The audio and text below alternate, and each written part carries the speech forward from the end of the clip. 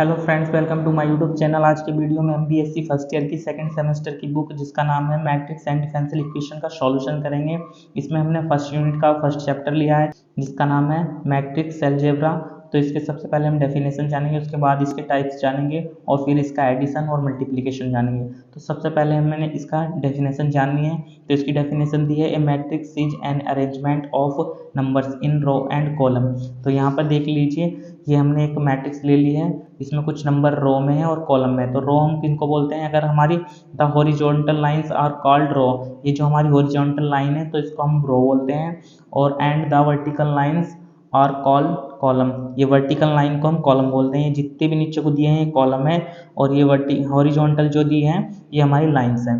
तो हमने इसके बारे में जान लिया कि मैट्रिक्स क्या होती है। अब हम इसके टाइप्स जानते हैं। तो 1.3 टाइप्स ऑफ मैट्रिक्स। तो सबसे पहले हमें दिया है रो एंड कॉलम। तो सबसे पहले हम जान लेते हैं कि रो और कॉलम मैट्रिक्स किसको बोलते हैं। तो रो मैट्रिक्स किसको बोलते हैं? अगर एक रो में दिया है तो हम उसको रो मैट्रिक बोलेंगे। इसमें हमारे पास एक रो है और 3 कॉलम है। आगे वाली रो होती है और पीछे वाले कॉलम होते हैं। ठीक है, इसको मैं रो से डिनोट कर देता हूँ, ये कॉलम। तो ये हमारी 1/3 की रो मैट्रिक है। और कॉलम मैट्रिक क्या होती है? अगर एक कॉलम दिया है और 3 रो हैं, ये कितनी भी रो हो सकती हैं तो उसको कॉलम मैट्रिक बोलेंगे। अगर सिंगल कॉलम है तो इसमें हमारे पास 3 रो हैं और एक कॉलम मैट्रिक है, तो इसको क्या बोलेंगे हम? Column matric. कॉलम मैट्रिक्स बोल सकते हैं या कॉलम वेक्टर बोल सकते हैं, इसको भी रो वेक्टर भी बोल सकते हैं। ठीक है, अब इसका सेकंड टाइप जानते हैं। सेकंड टाइप में दिया है जीरो ऑफ नल मैट्रिक्स, यानी कि जीरो या फिर इसको नल मैट्रिक्स भी बोल देते हैं। उसकी डेफिनेशन देख लेते हैं।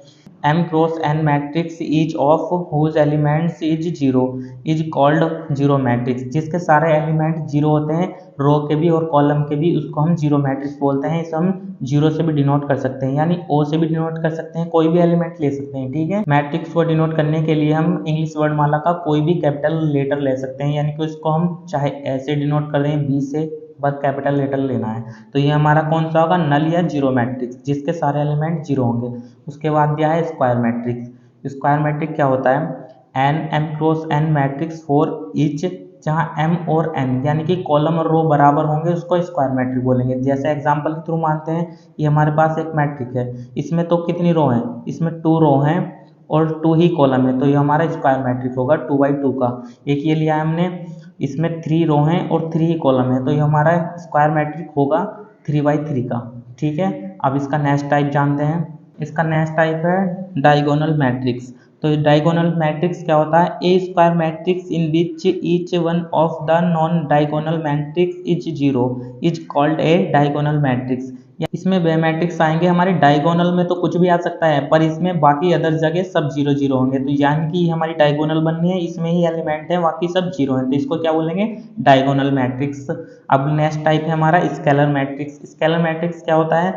ए diagonal matrix in which all the diagonal element are equal is called a scalar matrix. तो हम इसको स्केलर मैट्रिक बोलेंगे। ये जो हमारे डायगोनल होते हैं, इनके एलिमेंट सेम होने चाहिए, चाहे यहाँ 1 1 1 हो या 2 2 2 हो या 3 3 हो, ये भी जीरो है।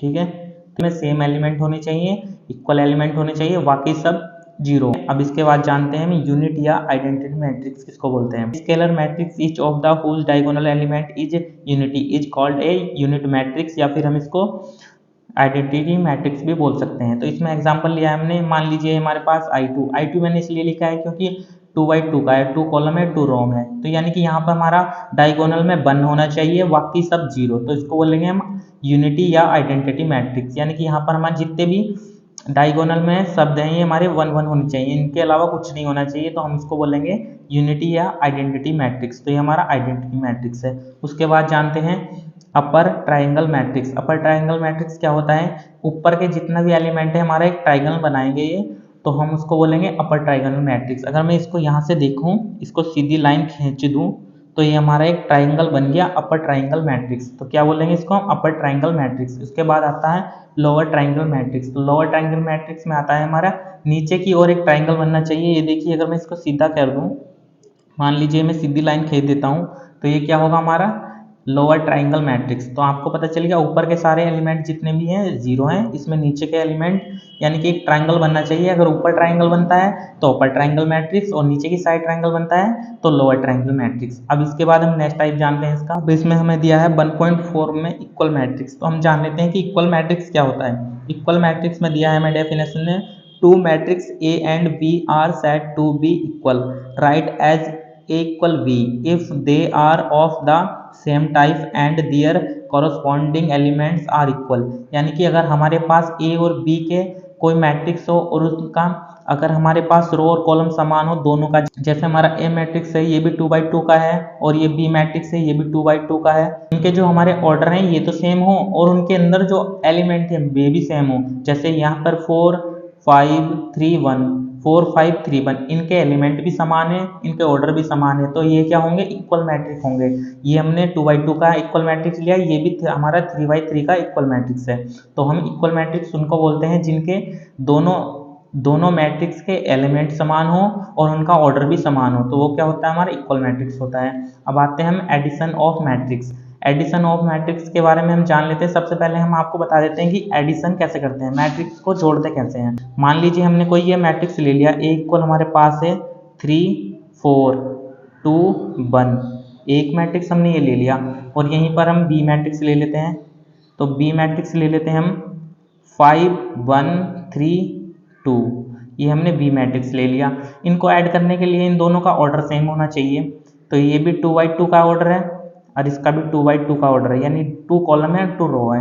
अगर हम इनको ऐड करते हैं a प्लस बी करते हैं तो कैसे ऐड करेंगे, हम पहले इनको लिख लेते हैं 3 4 2 1 और प्लस 5 1 3 2, इनको इस प्रकार लिख लेते हैं। अब इनको ऐड करते हैं, इस एलिमेंट को इसके साथ ऐड करेंगे, इसको इसके साथ, इसको इसके साथ, इसको इसके साथ, तो हम लिख सकते हैं हम इनको मैट्रिक्स में 3 + 5 फिर 4 + 1 2 + 3 और यहाँ पर 1 के साथ 1 + 2, तो ये हमने इनको ऐड कर दिया और इनको सिंप्लीफाई कर लेते हैं। तो लिख सकते हैं a + b इक्वल, ये हो जाएगा हमारे पास 8, ये हो जाएगा 5, ये हो जाएगा हमारे पास 5 और ये हो जाएगा 3। तो हमने इनको ऐड कर दिया। आपको ऐड करना तो समझ में आ गया होगा। अब इनके हम कुछ रूल होते हैं, यानी कि इनके कुछ प्रॉपर्टी होती है, उनके बारे में जान लेते हैं। कि फर्स्ट प्रॉपर्टी दे रखी है हमारे पास, addition of matrix is commutative.